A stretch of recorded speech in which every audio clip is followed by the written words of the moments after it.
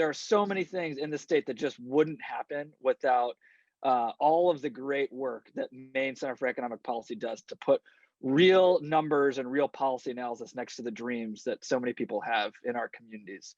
And I'm really excited to be here with Sarah Austin today. I actually knew Sarah back when both of us were doing grassroots work together, just talking to regular people every day to organize around social change back when she was on the MPA phone team. And she has become someone whose brain on tax policy cannot be contained in a single session. So I have the big challenge here to try to ask Sarah a couple of questions and then get a bunch of questions and feedback from you as we go in the next hour here to help us understand what's going on with the state of play on taxes here in Maine. So it's really great to be here with you, Sarah. And I thought we might just first start off with the very simple question of why should any of us actually care about tax policy? It's not the sexiest issue, right? Like a lot of people, when you poll them, say, I care about healthcare, I care about worker rights, I care about climate change. But tell us, make the pitch here, Sarah. What is special and unique about tax policy that you've devoted your life to its study and changing it? Yeah, I mean that's an important question and one that I am excited to talk to anyone about. Really, for myself, it doesn't start with a big conversation about numbers and the cleverest policy on taxes. It really starts with my own experience in terms of how I've been able to find success. And that started with me being very, very young and having a single mom who was able to get back to school to get a degree because of things like subsidized loans and grants and food assistance, and making sure that she had health care for her really young kids were the only way that she was able to go back to school, get a degree that got her a decent job that sustained me through my childhood. And we also spent a lot of time at places like PBS. I spending time watching PBS as one of the two channels that I had as a kid, going to libraries for hours and hours, going to the Smithsonian museums because I grew up in the DC area. And also we had good public schools. So none of this is really a conversation about really complicated brackets or rates, but it's all about the resources that were available and put to use for a family like mine as I was growing up. That meant that my mom was able to raise kids out of poverty and we were able to go on and get good education because of that. So I think no one needs to be a tax expert to care about tax policy, and most of the people that need to care about tax policy don't need to know all of the complicated parts. I think it really is rooted in how do we create shared opportunity for our communities. And while my story is a successful story, too many families are left out of that. I know that a lot of people, depending on maybe its immigration status or the neighborhood that they were growing up in and the quality of schools that they had, didn't get all of the same line of the the benefits and opportunities for success that my family when I was young was able to get. And that comes down to resources, and resources are taxes. That's how we fund these things. So a conversation about taxes is about making sure that we have a fair system that is making sure everyone is contributing as much as they ought to, meaning that the wealthiest and corporations that are profiting hugely, especially in a moment like now, aren't paying less of their income in taxes than other groups that have less resources available to do that. But also that we're actually making sure that we're answering the question of, are we raising the right amount of resources, not just are we cutting enough for the special interests that are asking for these tax cuts. So whether your priority is childcare, it might be healthcare, it might be wealth creation for low-income communities or immigrant communities, could be long-term care and all of the care infrastructure there. At the end of the day, long-term success on those is going to require funding, and that comes down to taxes and adequate tax policy. So I hope that that can be the entry point, and it doesn't have to be an entry point of understanding everything about marginal rates and different kinds of loopholes. There's a lot of room to have a conversation about taxes that is really rooted in human needs. That's awesome, Sarah. And I wonder if maybe you could tell us a little bit about what's going on right now with the budget process, with taxes. It's actually been in the news quite a bit, but I think it's a little bit hard to untangle all the different moving pieces in a way that's like, okay, what is this actually going to do for regular people in Maine? And how is this going to affect our economy as we're trying to recover from the pandemic here and actually even have the tools to address the pandemic appropriately? Yeah, that is it's a tricky conversation. So I'm gonna ask for your help, Ben, in keeping me on track here. But I think Okay. um, we can certainly talk about the governor's budget that was released in January. But I think before we do that, it's important to acknowledge where we are in the economy and where we are with funding important state priorities. And on that second point, we are more than a decade deep in not fully funding education and local services for communities, which education, the state is supposed to be funding 55% of those costs, and we're supposed to be sending 5% of tax revenues back to communities to support local services.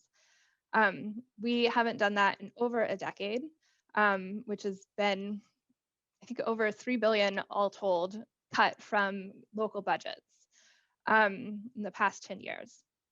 So that is kind of the legacy that this next budget is being built on. And we're also in an economic situation that's just a lot different than recessions that we've seen in the past.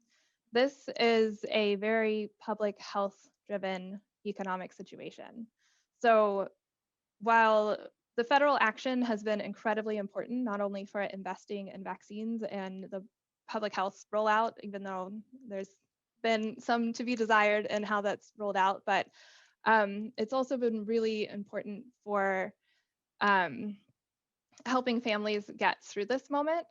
But we know that the families that have been most affected by job loss are largely those in low wage jobs in the service sector that just aren't safe to do until we have fixed the public health situation.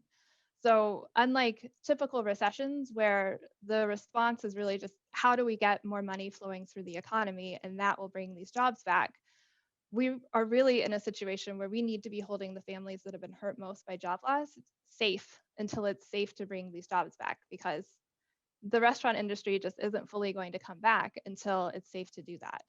So we also know that the middle and high wage jobs have more or less been okay, and much of that job market has recovered or even gone beyond that in the last year. And the housing market in Maine has been, as so many people know, really, really hot, which has created a lot of wealth for many people in the state. And we have seen things like the stock market really explode with corporations seeing really high profits as people have been drawn to big businesses that are open and can open more sustainably than small businesses right now. So there's been a lot of wealth created and generated and income created for people at the top at a time when our general understanding of the economy is that it's hurting. So it's a situation right now where it's really important to be clear about who's being hurt and who isn't, and even with that, who's actually profiting in this moment. That has meant so much hardship and hurt for a lot of families that are just struggling to get by and still have a big question mark on how they're really going to get back into the workforce, whether it's childcare or they work in an industry where it's unclear when it will be fully safe to do that. Um, so that's where we are with the economy, and I think it's important to really understand that well before we talk about a state budget, which typically I talk a lot about how state budgets are important tools in recovering from recessions. They are deciding how we're spending over $4 billion a year together. That's a big deal for Maine's economy. Um, and the point of this budget really needs to be centered on making sure that we're getting over the finish line on this public health crisis, and that we're really centering the needs of the families that have been hurt the most. But what this budget does is it doesn't, I guess to start, the best thing that this budget does is it makes a really strong investment in unemployment insurance staffing to make sure that we aren't dealing with the big wait times that we saw back in the spring, as families continue to rely on that for their primary source of income, which that is important and really important that this budget does that. But we know that unemployment insurance doesn't reach everyone who's in need of that right now. This budget also makes some small investments in public health through the Maine CDC, opioid harm reduction, and a little bit in mental health as well. But again, these are very small investments in the big picture of things. And we see a increase for some of the care workers across the state in a specific part of the sector, but it doesn't apply to the full care workforce, from long-term care to nursing homes to adults with disabilities to kids with disabilities. It isn't covering that full workforce that we know much of really is in need of additional benefits to help bolster it. And it does this all while continuing to underfund education and community services and not changing any of the underlying tax structures that cut taxes for the wealthiest households in Maine that we know are doing fine. So it's a missed opportunity, and really capitalizing on this idea that we have a lot of people in this moment that have a lot of means to be contributing to solving problems. And we have a lot of people that really need some help to get them through, and a little bit of an answer on what they can expect in terms of a solution in the next year or so. Let me just ask you to draw that last point out a little bit, because I think, and we also have a question from the broader crew. So let me ask you one, and then we'll rate the audience what to do. So I think there's probably a lot of people right now that are feeling that resources are scarce, that there isn't enough money for contact tracing, there isn't enough money for their schools to do what they need to do to function right now, have the technology they need, et cetera, et cetera. And so, like, how would you respond to that? To lawmakers out there say, "Hey, I've got a great idea for a bill, but there's no money to to do it." Is there money out there? Could we be paying? How would you engage with that? Yes, so that's a important question. And there's almost too many answers right now. First of all, we know that federal funding is almost imminent for states that could bring up to $1 billion into Maine that can help with short-term needs. Federal funding, obviously, it goes away, so we can't use this to build long-term needs on, but it is an opportunity to be investing in infrastructure right now. So that's roads and bridges, but it's also internet, childcare, healthcare, public health, so that we aren't in this situation and so caught off guard when another situation like this might arise. And it's also really helpful for hardship reduction right now. So that's one thing that will be talked about this session and is a huge opportunity. $1 billion is a lot of money for a state like Maine and could do a lot of good. And I really hope that's used well and targeted well. Secondly, on these questions of, but we don't have any money, I think there's 2 points on that. One is that this has been, again, a weird recession and recovery. And I don't know how many times I'll say that today, but it has. Typically in these situations, states also see a huge decline in their big tax bases. In Maine, about 80% of all the money that we get is either from the sales or the incomes that we see in the state. And in recession, typically sales go down and incomes go down. But because of federal funding has been really successful at keeping spending behaviors up, because families have had some money to get by, and we've seen so little of the middle and higher income groups have their income affected, we haven't really seen a lot of decline in revenues the way that we typically would. So right now, the budget is expecting a $650 million shortfall over the next 3 months, or 3 years, excuse me, keep me honest. And that was information that was based on a forecast created in November and December of last year. And since then, we've gotten more information about what's really happening with state revenues. And as of January of 2021, at the end of January, that's 7 months into the fiscal year, all of which was pandemic times, we were actually $100 million ahead of what we were bringing in the 7-month period prior. So this does not a forecast make, but chances are very good that in May, when the numbers are created again, there's likely to be more resources on the table to be really targeting that money in this budget. Lastly, though, there are a lot of bills in the legislature this year, really good bills that would raise revenue for the long term.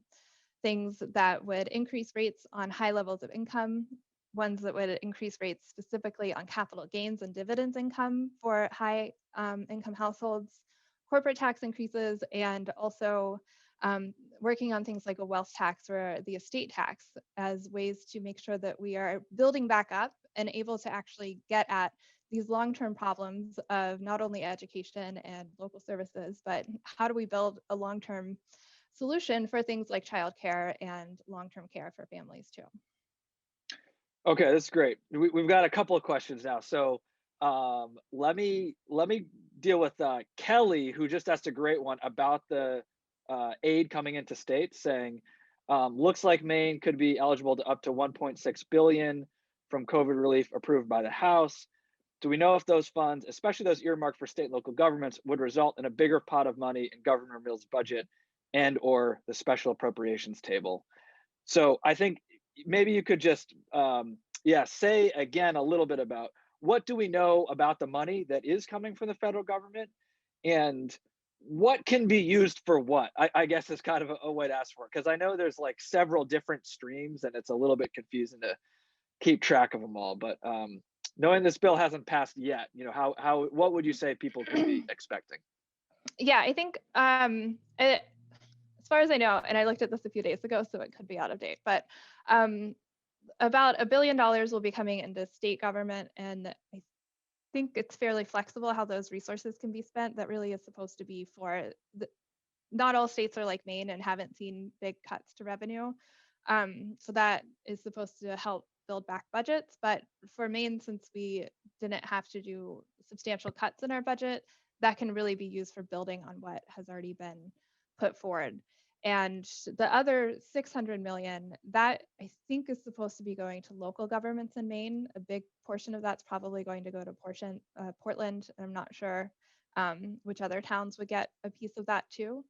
And it's not totally clear to me whether or not this is going to find its way into the full budget bill or if this is going to be handled outside of the budget.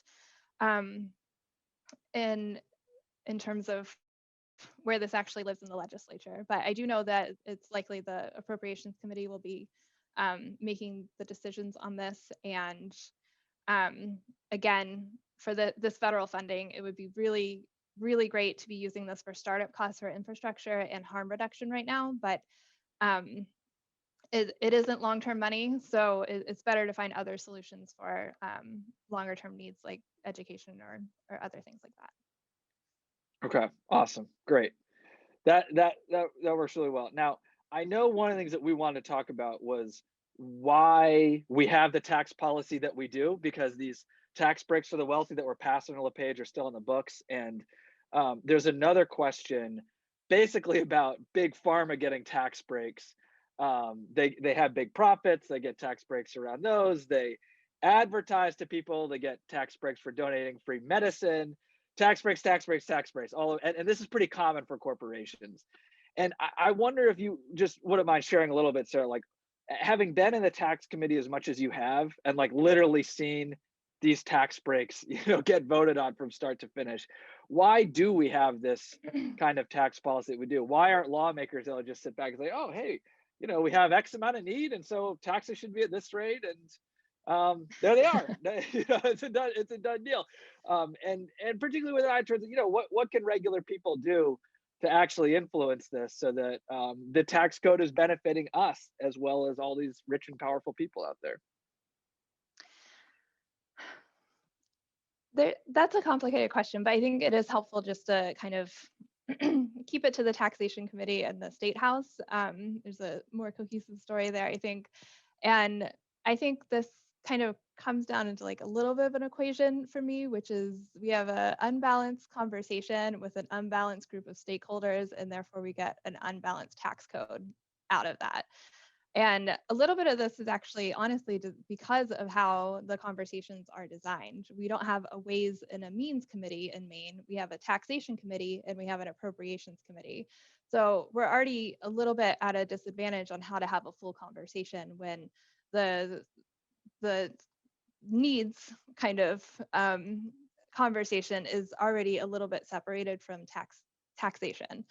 Um, that said, in the taxation committee, oftentimes if there's a bill that's about either a very targeted loophole for a company in Maine or lowering taxes, typically there's several business interest groups, there's several industry groups, there's several wealthy people and possibly their accountants, there's several PR people from big businesses in Maine, and then there's me and like maybe Ben or someone from MPA or um, and in terms of like actual tax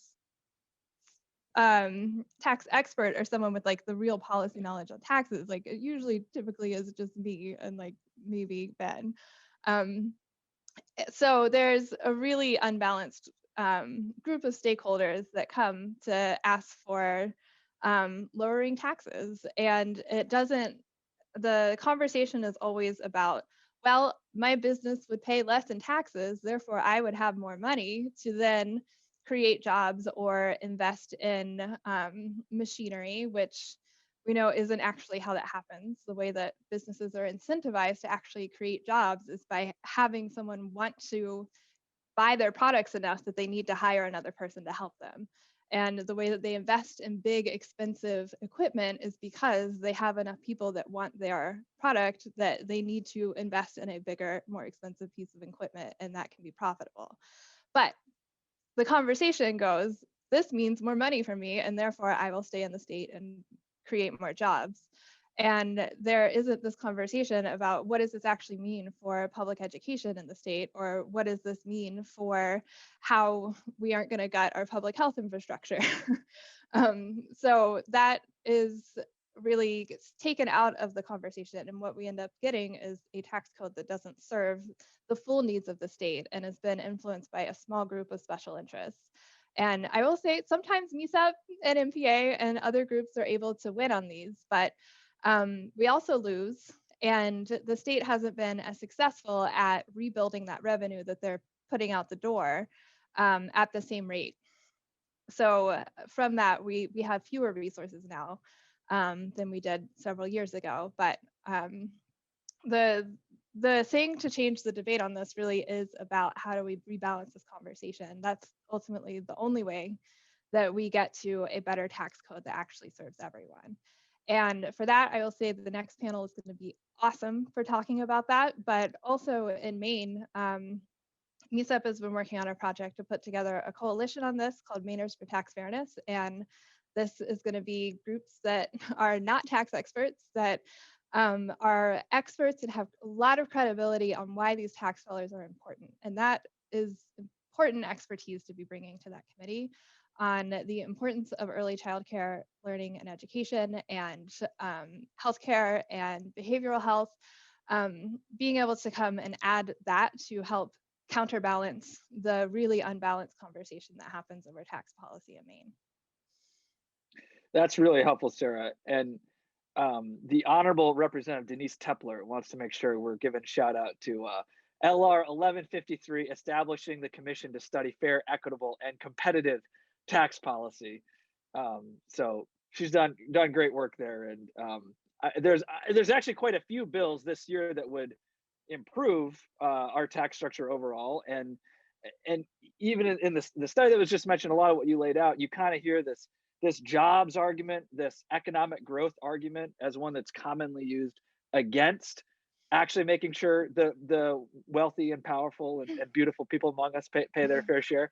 I wonder if you could just address that a little bit, because I think that's kind of the elephant in the room is like, oh, well, if we tax wealthy people, then suddenly won't they all just leave the state, and then we'll have no money and nobody will have a job? So what do we actually know? Like, not just anecdotes, but like, what do we actually know about tax policy and economic growth? Yeah. So I mean, on the migration, I'll hit that one first because it's not really related to any any of the real stuff. But in terms of actual studies on tax migration, because this just gets brought up all the time, when you take Florida out of the equation, it just has a magnetic draw for retirees. No other state that doesn't have income taxes is pulling people toward it on net in any kind of substantial way.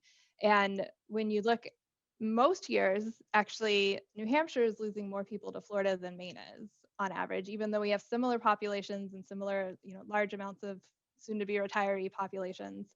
So on the whole, the migration just doesn't quite hold water, even though I know that if you hear a story of someone that you already know, which is moving, and they might say taxes, that's one thing, but there's probably someone moving into your community that you just don't know yet. There's no way to learn that other side of the story because they're less rooted so far. But in terms of economic growth and taxes, this is a fun question. I think there's a third piece of this that is really important for telling the story, and that's equality. When it comes to economic growth, usually this is measured in really big numbers. It's either is aggregate sales going up, aggregate income, aggregate wealth. When you mix it all together, is the number going up? And the really important thing to understand about that is when you have a society that's as unequal as ours, a very small group of people are holding a lot of the income or a lot of the wealth. In 2018, about 22% of income went to the top 1%, and 31% of all wealth was held by the top 1%. So policies that cut taxes for the top 1% can have pretty serious impacts on their income and wealth and increase that and make it look like income and wealth is increasing for the short term. So that is a real outcome that could happen, but those policies also don't change the opportunities for people that are in any of the other parts of the distribution. So if you want to actually maximize growth, because this, for the most part, a country like the United States is going to see growth. Until we see like a substantial change in our population, we're going to get growth. Most things are going to see growth. But if we're talking about maximizing growth, that needs to be focused on getting as many people as possible involved in the project. So investing in things like infrastructure, both hard infrastructure and the care infrastructure and healthcare systems.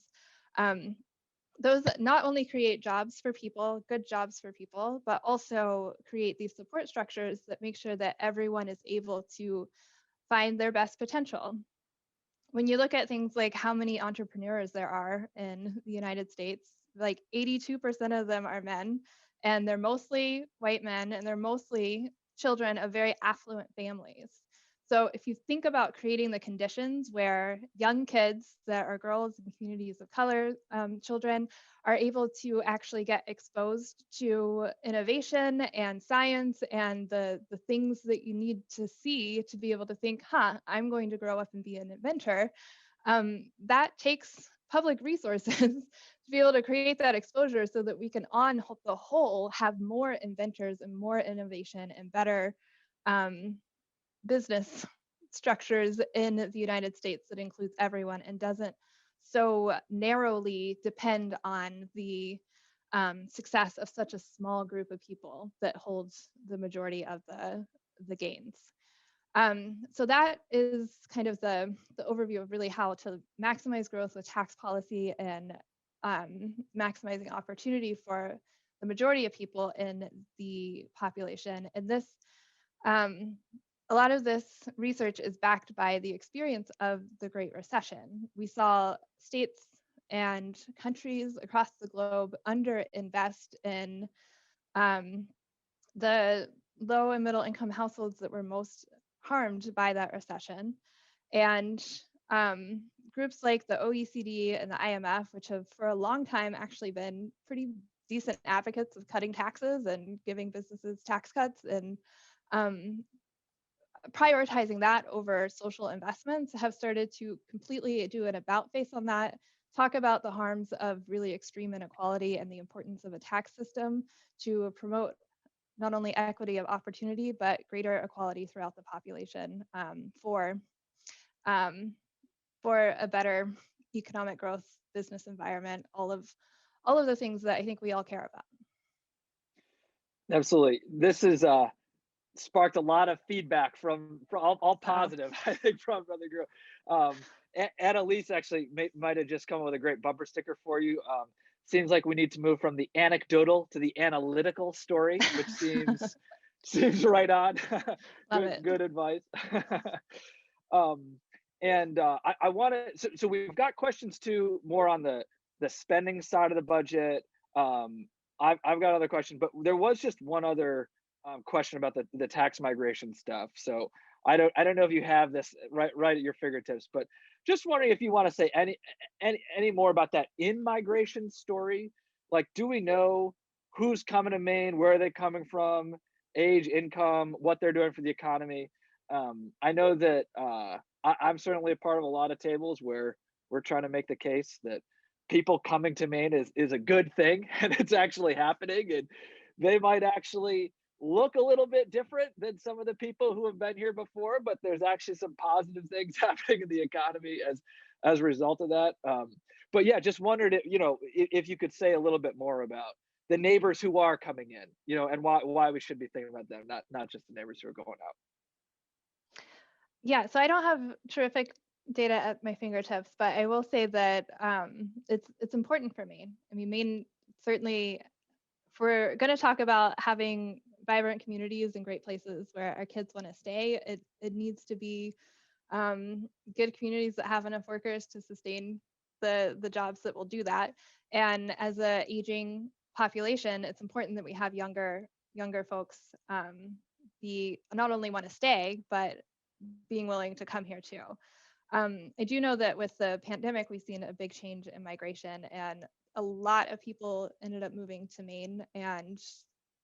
But I can assume that they probably skew wealthier because they were able to migrate in a pandemic.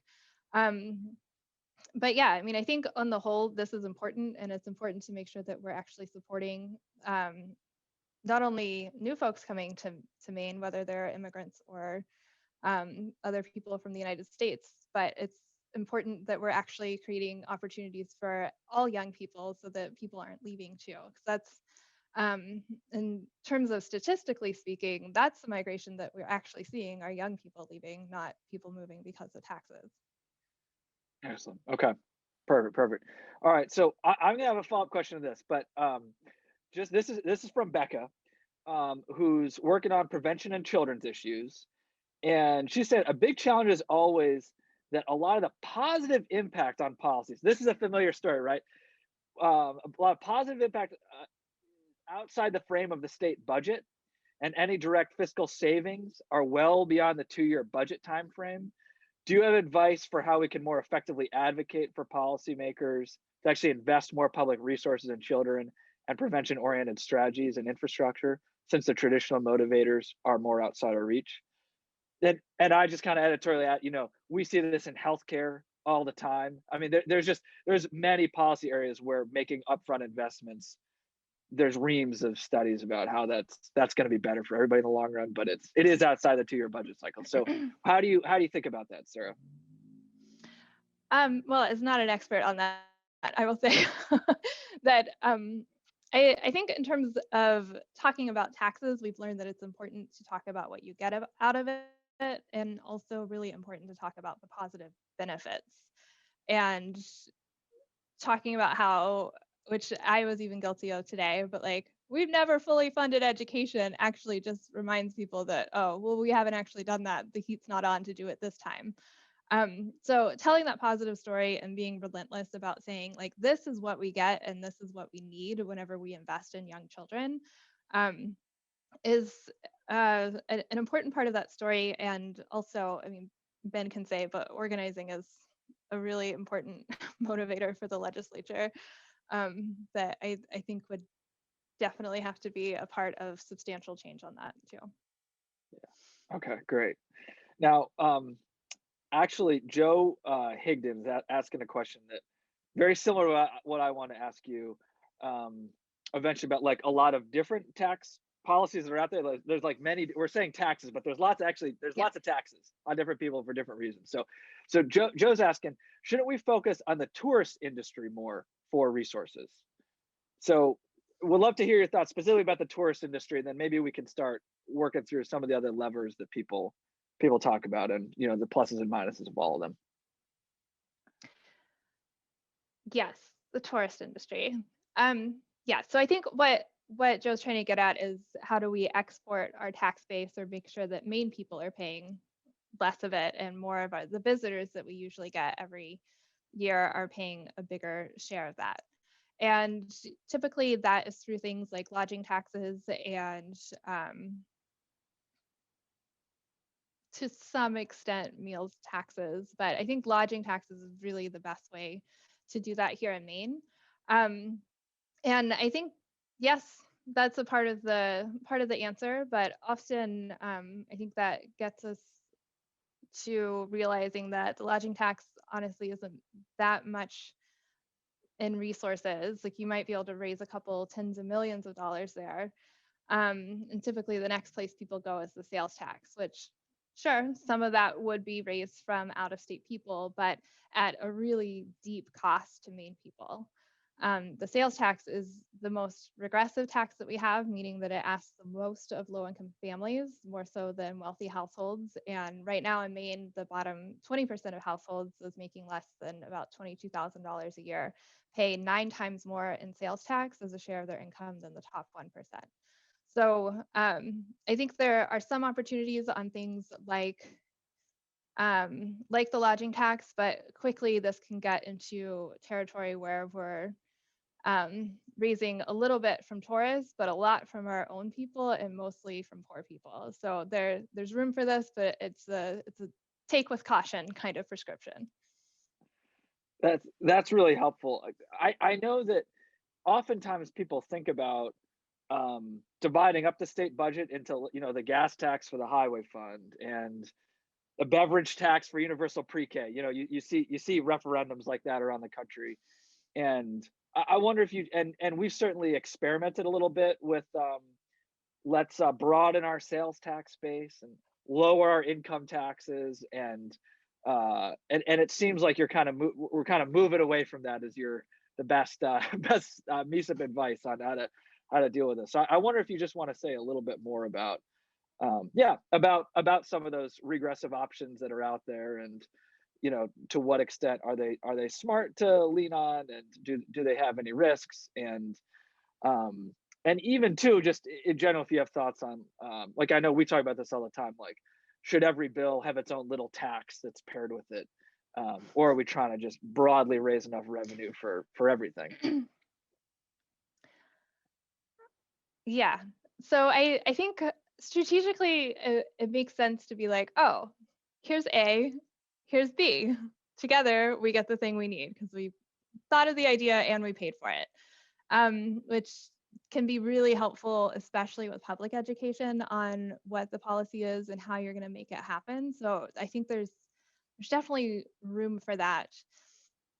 But at the same time, if we're constantly fighting each little tiny battle one at a time rather than thinking about bigger structural changes, it's going to be using a lot of political capital to be winning small fights on single issues when instead we could be really pushing a big agenda on tax fairness that looks at these bigger sources like income taxes and even there's a place for corporate taxes that could be pretty significant in Maine. Um, to solve the longer term structure of how are we constantly writing budgets on uh, on the premise that we're not going to fund everything that we need. So that I think is really important. There is actually one kind of tax that I do think should have a specific purpose, and those are things like sin taxes. I think cigarette taxes. This is something that often comes up, especially in the public health community. And I think this is usually where they increase the dollar tax on each pack of cigarettes. This is something that consumers of cigarettes ultimately end up paying. And this can be helpful because it effectively puts cigarettes out of reach of low income households by pricing them out of reach of low income households on the average can reduce smoking behaviors. but it's important to know that these are really regressive in terms of who would be paying for them. So this is one that really just, in terms of fairness and really making sure that we aren't doing more harm here in terms of communities that have already been targeted in ways that are really unfair with cigarette marketing of dangerous products, making sure that that's being reinvested back in those communities is one of the exceptions to this rules for me. And that is making sure that we're doing harm reduction there, but also recognizing that that really isn't enough, because there are just a lot of damage that like cigarette and alcohol companies have done, specifically to like targeting kids, targeting communities of color, and targeting low income communities that create a lot of health harm in the long term. But they're able to do that because of bigger social factors that leave these populations at greater risk of this. So it can't just be a conversation about like direct harm reduction for this. And the way that you're able to have that bigger conversation is by making sure that the companies that have profited the most off of this, the big cigarette companies and alcohol companies, are also actually paying taxes on those profits too. That's how you're able to have these bigger conversations about what are the policies that are going to make these communities better, more durable, and have better options that are going to leave them less susceptible to this really harmful marketing in the future. That's awesome. Um, oh, okay. So Marianne Hill's wondering about, what about taxing corporate sins like pollution, environmental damage, things like that? Any advice you'd want to give on that? Are there any tax mechanisms out there to make corporations responsible actors? Hmm, that is such a good question. I can't think of any off the top of my head. Generally, these happen in the form of pretty lax fees. Um, and the one structure that I've seen is more about carbon emissions, and that hasn't fully come to bear. And I don't think in a state tax system yet, but would love to keep thinking about that. It's a good question. Awesome. Um, Sarah, I want to make sure we have time here to talk a little bit about the big picture and some of the solutions that are really out there. There's a budget process that's obviously ongoing, to modify the current budget year we're in and then set us up for the biennial. And then there's actually quite a few good standalone tax bills that are out there. Would you give us just a flavor of what are some of the changes that we could make by passing some of the good legislation that people have drafted so far this year? And on the spending side, you mean, or on the tax side? Yeah, on the tax side, yeah. If people were going to leave this, and I mean, I guess some practical people are going to come after us and tell people how they can actually organize and do some things. And so, what would be some of the things that's like, oh yeah, you go on a MECEP webinar and then you want to run into your local representative with masks on Oh. at the grocery store and say, hey, please vote for X, Y, and Z. Like, Sarah said that actually could really help make our tax code more fair and get things, the resources people need. Yeah, so yes, that's a great question. And it's been a little tricky this year because the legislature is virtual, which has made it um, a little kind of harder to figure out how to lobby as a citizen, I'm sure, but also in some ways offered more access. I found that legislators have actually been more responsive because a lot of them are trapped at home like I am and interested in talking to people. But um, to get to the question, I think there are a lot of bills this session that would focus on really making the tax code more fair by asking more of wealthy people and corporations and households with high income. And without running through them all because there are too many to do that, which makes me very happy. I think the things that people can do, if you are a member of an organization, I think there's really great tax fairness coalition that we're working on here, Mainers for Tax Fairness, that is working to help inform organizations on how they can not be tax policy experts while still um, uh, testifying on tax bills and feeling supported and being able to do that well. Um, and if you are not part of an organization are also love to reach out to your representatives, um, giving them a phone call and telling them that you care about raising revenue this session so that we can fund the things that we need to do. Talk about your favorite thing that you would like to see funded. But also things like op-eds and letters to the editor are really helpful with this conversation too. I mean, we've just seen a long a long time of a lot of op-eds and letters to the editors that are just about like anti-tax conversations, and being able to widen this public conversation on taxes and the importance of using them as a way to lift communities up and really create opportunity is another important thing that we all can be doing. That's great. I'll draw folks' attention to the chat too. There's been a number of resources folks at MECEP have developed to answer some of the tax migration questions that we've been dealing with here, and then also ways to kind of reach out and get involved in the coalitions, the activities that Sarah's talking about. So that's awesome. We are getting close to time, but I want to try to squeeze in as much as we can here. Representative Richard Farnsworth has a great question related to what you're talking actually about earlier around sort of taxes paying for specific things. So one of the big issues is how to raise enough revenue to cover the infrastructure costs related to our highways. What are the options available given the reduction of the revenue from gasoline and the increase in electric vehicles? So seems like another good example of one of those things where, we've got a gas tax go to a highway fund, but, as we're talking about climate change, it's actually probably a good thing maybe that we stop using as much gasoline in a lot of different ways, but we are still going to need to pay for transportation infrastructure. So yeah, just wondering how you think about that kind of, again, another situation where you got a specific tax going for a specific thing. Yes, this is a really tough question to crack, because in a lot of ways the gas tax is important for being able to fund that, and it also is important as we start to think about like how we are taxing carbon fuels. Cutting the gas tax every year and not actually addressing the question of carbon fuels is not the best way to do that. But I know that there is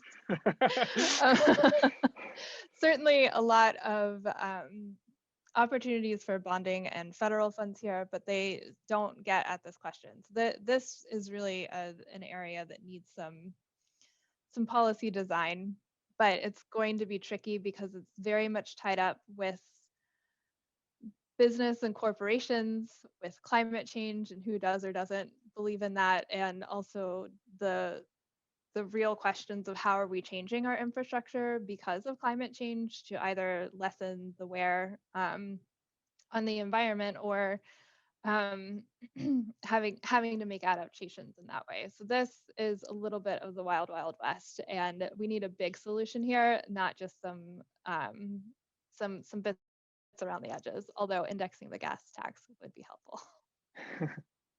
Right. And do you want to just explain that last piece for folks who understand Indexing. tax Yes. indexing? What is that, and kind of how it relates to the situation we're in? Yes. So I wish I had the numbers with me, but several years ago, somewhere between 10 and 5 years ago, Maine stopped indexing its gas tax, which means that it stopped increasing the tax people paid per gallon based on the inflation in the economy.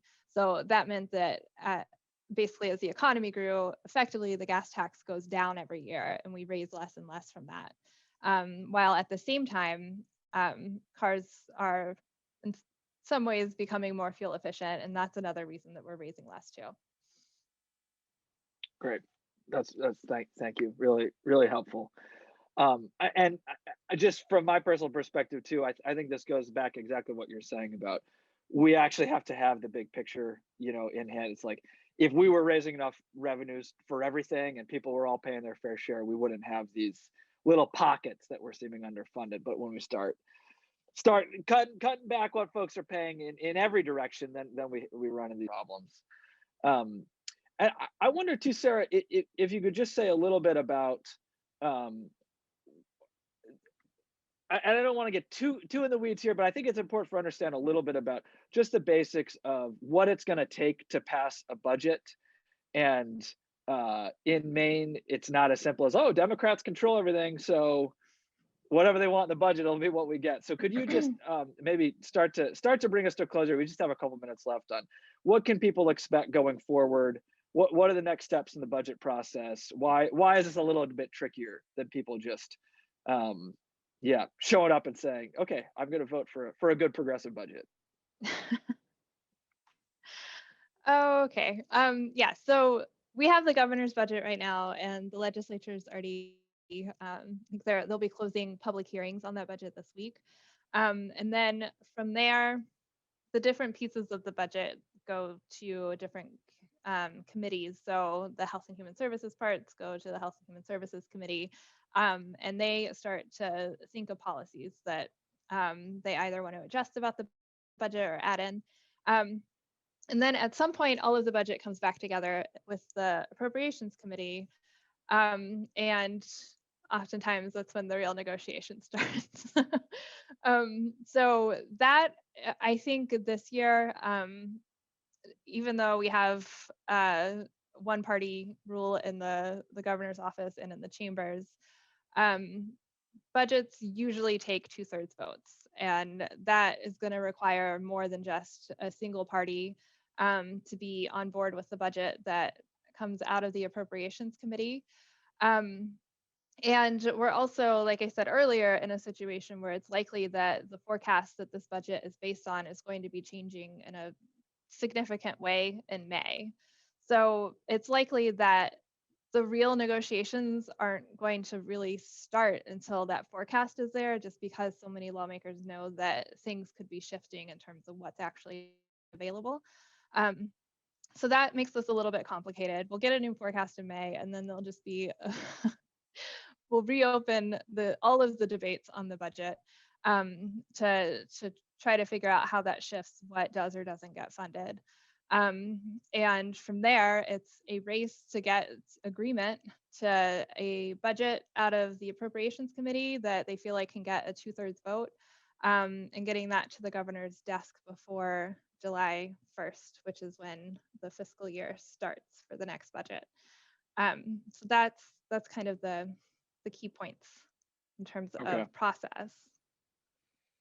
that's great. All right, so we're getting to peak season here in the warmer months as they start to get around negotiating all this. Yeah. That's really exciting. Well, I want to start handing it back over to Garrett here in just a minute, but Sarah, I wonder, is there any just if you wanted to say one last message, just to kind of leave everybody with, just kind of overall, is this the time to be scaling back and having really small ideas and feeling like there's no money and there's nothing we could do to solve any of our problems, or what is the overall attitude that you think we should be having and advocating for in the policy realm? I love your unpointed questions. Yeah, They are not just a so leading great. question at all. Yeah, so I think this is the moment that it's a little bit weird to figure out where we are. So the ground is a little bit soft, but the opportunities are huge right now. The economic situation that we have has both extraordinary means being very well defined in terms of who is doing well right now, and hardship being incredibly well defined to be able to tell a narrative of why we need to be doing something different. And we are likely to be seeing real discussions on revenue bills this year that could be changing things in the long term, a ton of money from the federal government that could do a ton of good, and a forecast that's also going to be increasing the resources that the legislature has to invest. So this is not the time to think that the state is poor and can't do anything. There is a ton of opportunity to really be funding investments that matter, not only right now, but also in the long term. Perfect. That's awesome. That's great. I'm ready to go do it. Thank you, Sarah.